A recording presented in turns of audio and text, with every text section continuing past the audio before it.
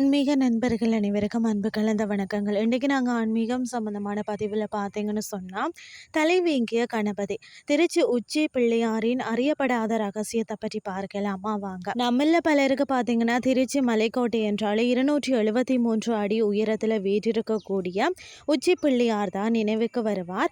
ஆனால் அவருக்கு ஏன் உச்சி பிள்ளையார் என்று பெயர் வந்தது தெரியுமா?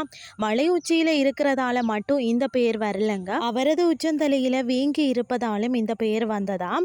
கோயில் உருவான சுவாரஸ்யமான வரலாறு பார்த்தீங்க அப்படின்னு சொன்னா, ராவணனை வென்ற பிறகு ராமர் கொடுத்த ஒரு ரங்கநாதர் சிலையை, அதாவது விபீஷணன் இலங்கை எடுத்து சென்றாராம். வழியில காவேரியில நீராட விரும்பிய அவர் ஒரு சிறுவனிடம் விநாயகர் சிலையை கொடுத்து தரையில வைக்காது என்று கூறி சென்றாராம். அதாவது சிறுவன் வடிவில் இருந்த விநாயகர் சிலையை தரையில வைக்க அது அங்கேயே நிலை பெற்றது.